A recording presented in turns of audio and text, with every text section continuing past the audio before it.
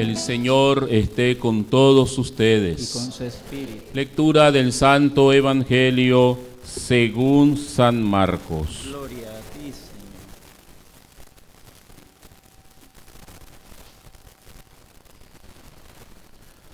En aquel tiempo los apóstoles volvieron a reunirse con Jesús y le contaron todo lo que habían hecho y enseñado. Entonces Él les dijo: vengan conmigo a un lugar solitario para que descansen un poco, porque eran tantos los que iban y venían que no les dejaban tiempo ni para comer. Jesús y sus apóstoles se dirigieron en una barca hacia un lugar apartado y tranquilo, pero la gente los vio irse, los reconoció. Entonces de todos los poblados fueron corriendo por tierra a aquel sitio y se les adelantaron. Cuando Jesús desembarcó, vio una numerosa multitud que lo estaba esperando y se compadeció de ellos porque andaban como ovejas sin pastor. Y se puso a enseñarles muchas cosas. Palabra del Señor. Gloria a ti, Señor Jesús. Tenga la bondad de sentarse un momento, hermanos.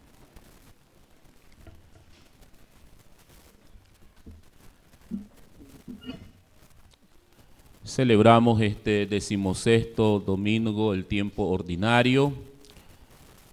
Y el domingo pasado mirábamos cómo el Señor enviaba a sus discípulos de dos en dos a predicar su evangelio, su enseñanza. Les dio la autoridad para expulsar espíritus inmundos y curar a los enfermos. Y en este domingo regresan los apóstoles que fueron enviados el domingo pasado y regresan de la misión realizada. Se presentan donde el Señor y le platicaron al Señor lo que hicieron y lo que dijeron.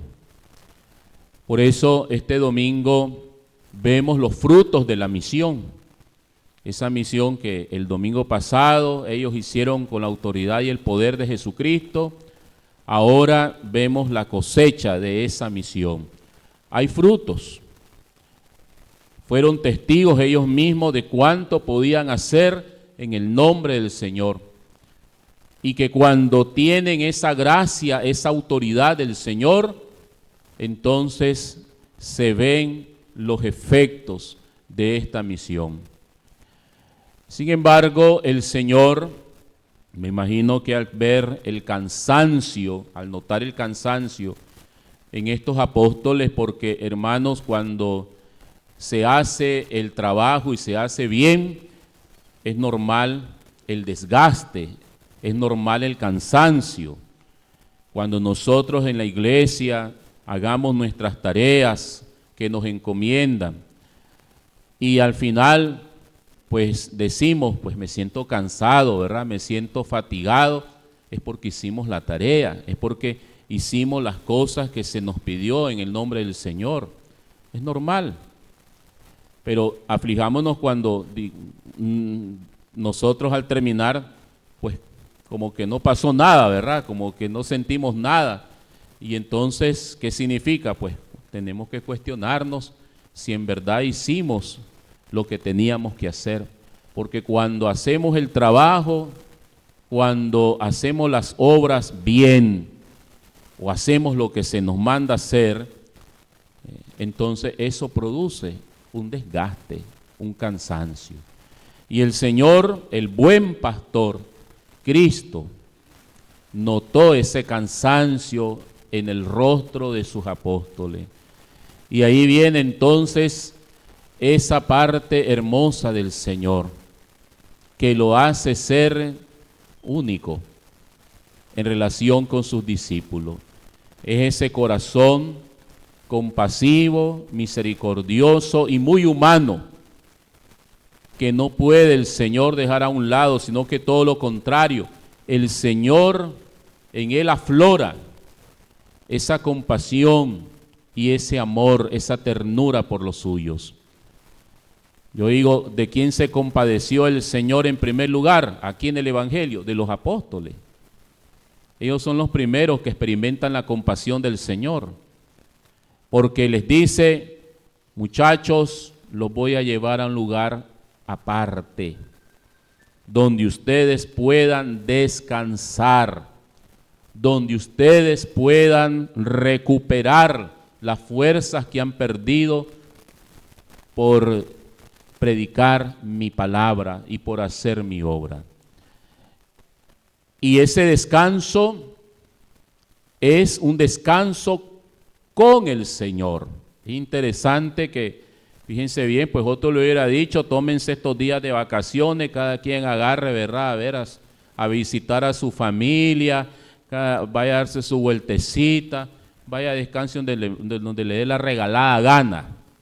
No los despachó así por así a sus casas, sino que el Señor sí les da un tiempo de descanso, pero interesante que el Señor no se aparta de ellos, sino que el Señor les acompaña, va con ellos, quiere estar con ellos. El descanso para el creyente no es apartarse del Señor. No es el descanso que muchas veces tomamos nosotros normalmente como seres humanos. En nuestro trabajo, pues decimos voy a descansar y nos desconectamos por completo, ¿verdad? De todas las responsabilidades y tareas. Y dejamos el trabajo ahí y nosotros nos vamos para lejos. Incluso hasta eso dicen que psicológicamente es bueno porque nos ayuda pues a descansar nuestro pensamiento. Y nos apartamos pues del lugar, de lo físico y hasta de las personas con las que trabajamos. Pero en este caso el Señor sí, no es así. El Señor sí los invita a recobrar la fuerza, pero el Señor va con ellos. O sea, cuando tú vas a descansar en las cosas del Señor, no es que el Señor va a estar allá y tú vas a estar allá. No, vas a ir, pero vas a llevar al Señor en tu corazón. Vas a donde vayas, si vas a un retiro, si vas a un momento de oración, o si vas a un lugar pues a reposar, a descansar, el Señor te acompaña. Porque no es que vamos a descansar del Señor, vamos a descansar de aquello que nos ha desgastado en la misión. Y esta es la diferencia. El Señor va con ellos, quiere estar con ellos, porque también el Señor va a aprovechar ese momento para seguir dándose a sí mismo a los apóstoles. Si los apóstoles son los que van a descansar, el Señor no descansa. El Señor continúa, ahora en un momento de descanso, continúa trabajando la vida espiritual de sus apóstoles. Y por eso les acompaña, no los deja. Todos necesitamos este tiempo. Todos necesitamos tiempo también para recobrar las fuerzas. Y la tarea de la misión, pues no solamente es la actividad. Muchas veces vamos a correr el riesgo de caer en un activismo desenfrenado muchas veces en la misión de la iglesia. Hacer, planificar, volver a trabajar. Y nos podemos afanar en eso al estilo de, acuérdense de Marta en el Evangelio. Pero esto necesita un alto, todos necesitamos un alto. ¿Por qué? Porque no solamente la vida del cristiano es hacer, sino la vida del cristiano es alimentar el ser. De nada nos sirve hacer si descuidamos el ser. Primero es lo fundamental, ser en verdad unos con el Señor, alimentarnos del Señor, beber del Señor, llenarnos del Señor, porque Él es el único que nos va a dar esas fuerzas espirituales para luego emprender y continuar nuestra tarea de darlo a conocer a los hombres, nuestra misión en la iglesia y desde la iglesia a los hombres de este mundo. Cristo entonces es ese buen pastor. El buen pastor que está anunciado en la primera lectura. Dice que vendrá ese buen pastor que hará lo opuesto a los que hicieron los malos pastores. ¿El mal pastor cuál es? Dice, el mal pastor es aquel, dice la primera lectura de este domingo, que dispersa a las ovejas, las dejan perecer, dice el Señor. Cristo es el prototipo y el modelo del buen pastor. Él viene a congregar, a reunir. San Pablo lo ve así en la segunda lectura de este domingo. Dice, Cristo Jesús vino a unificar, a unir los dos pueblos. Está hablando de los judíos y de los no judíos. Y estos dos pueblos ya es una sola cosa. Ya no son dos naciones, no son un montón de naciones después, sino que es un solo pueblo. ¿Cuál pueblo? El pueblo de Dios. Las ovejas de su rebaño. En Cristo se ha derribado la barrera que nos divide, que nos separa, dice San Pablo hermosamente en la segunda lectura. Pues ese es el buen pastor. Ahora este buen pastor está pastoreando a sus apóstoles, los está preparando para que ellos permanezcan unidos a Él y más adelante ellos sean en Él pastores del rebaño que se les va a encomendar. ¿Por qué? Porque las ovejas siempre van a necesitar de estos pastores. El mundo siempre, hermanos, y las personas en el mundo, aunque ahora pues digan pues que ya Dios ya no tiene razón de ser, aunque digan de que pues ya no se cree en el Señor, pero yo digo una cosa, cuando nos topamos con realidades en las cuales solo Dios da la respuesta, y una de ellas es esta, es cuando llegamos a enfrentar la muerte, cuando llegamos a esta realidad.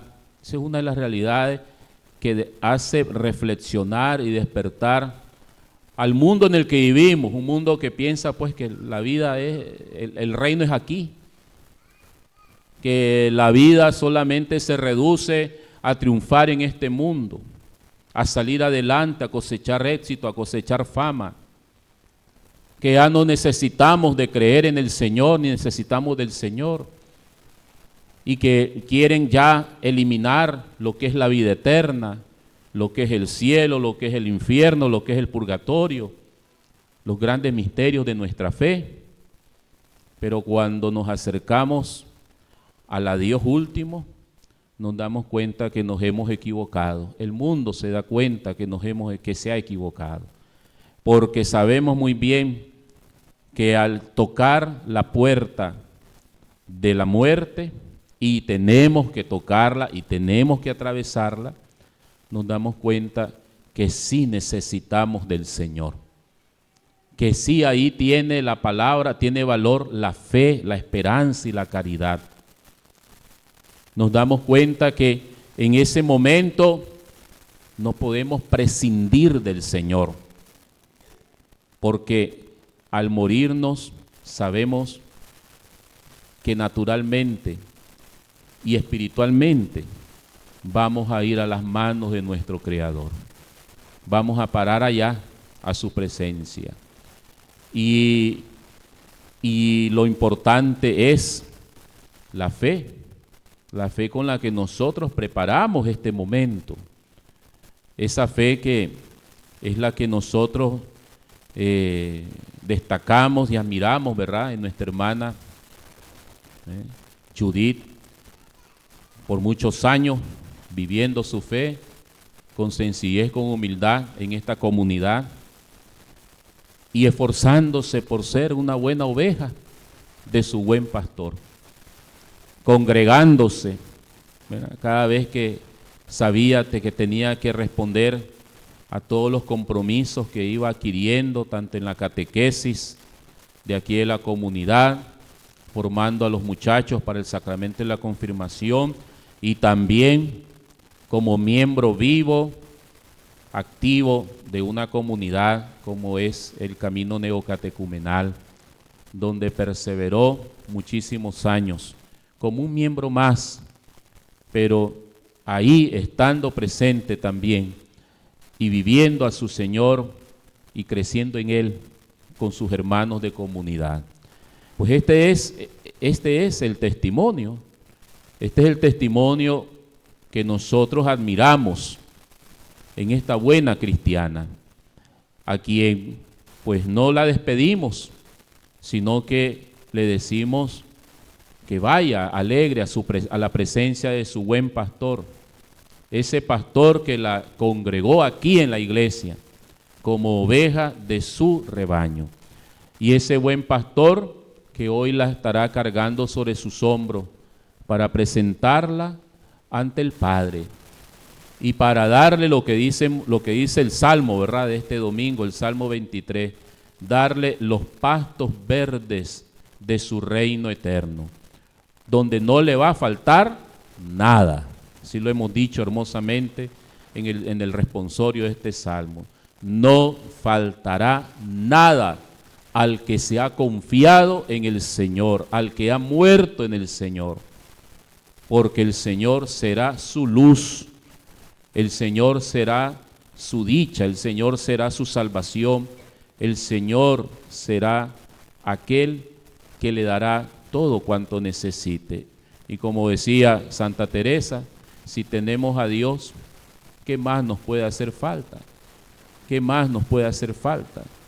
Si tenemos al Señor, lo tenemos todo, porque todo lo que nos hace falta, hermanos, para ser felices es al Señor.